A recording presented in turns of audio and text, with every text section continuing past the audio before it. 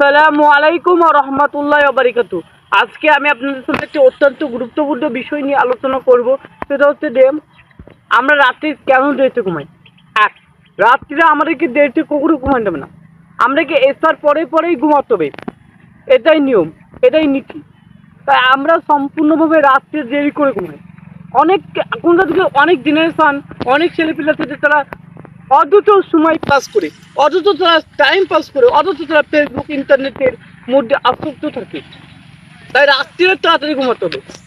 দ্বিতীয় নম্বর হচ্ছে ঘুম থেকে তাড়াতাড়ি উঠতে হবে, ফজরের আগে উঠতে হবে, ফজরের নামাজ পড়তে উঠতে হবে। প্রথমত একটা কথা আছে যে early to bed early to rise mixture man healthy and wealthy.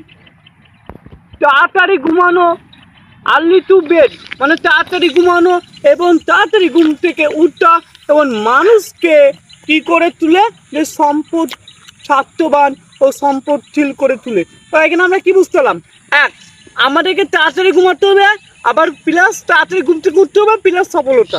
তার মানে এখান থেকে বুঝতে হবে, যেমন আল্লাহ সুবহানাহু ওয়া তাআলা বলছেন ফাইদা কুদিয়া সালাতু ফানতাশিরু ফিল আরদি ওয়াবতাগু মিন ফাদলিল্লাহি ওয়াযকুরুল্লাহা কাসীরাও লাআল্লাকুম তুফলিহুন।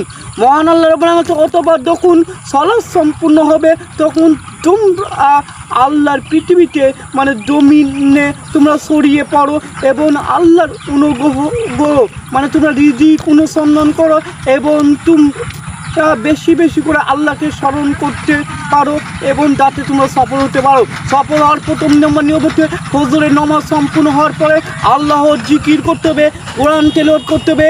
মনে রাখবেন, যেই দিন আল্লাহর জিকির দ্বারা শুরু হয় না সে কোনো সফল হতে পারে না। আল্লাহর জিকির দ্বারা শুরু করবেন, কোরআন পড়ার দ্বারা শুরু করবেন, আল্লাহর জিকির বেশি বেশি করে করবেন। কারণ সফল হওয়ার মেন লক্ষ্য হচ্ছে যে ফজরের নামাজের পরে রুজি সন্ধান করতে যাবেন, ফজরের নামাজের পরে কেউ ঘুমাবেন না, রিজিক সন্ধান করতে যাবেন, রিজিক অনুসন্ধান করবেন। আর মনে রাখবেন সবথেকে মেন যেটা আমাদেরকে প্রকাশ যেটা হচ্ছে আল্লাহ দিন শুরু করবেন আল্লাহ জিকির দ্বারা, কোরআন তেলাওয়াত করার দ্বারা। প্রথমত ফজরের নামাজ দিয়ে শুরু করবেন, দ্বিতীয়ত জিকির করবেন আল্লাহ সুবহানাহু ওয়া তাআলা, দ্বিতীয় কোরআন তেলাওয়াত করবেন। তারপরে আল্লাহর মানে আল্লাহ সুবহানাহু ওয়া তাআলা যে রিজিক দিয়েছেন সেটা অনুসন্ধান করতে যাবেন। আমি আজকে আপনার বক্তব্য এখান থেকে শেষ করছি।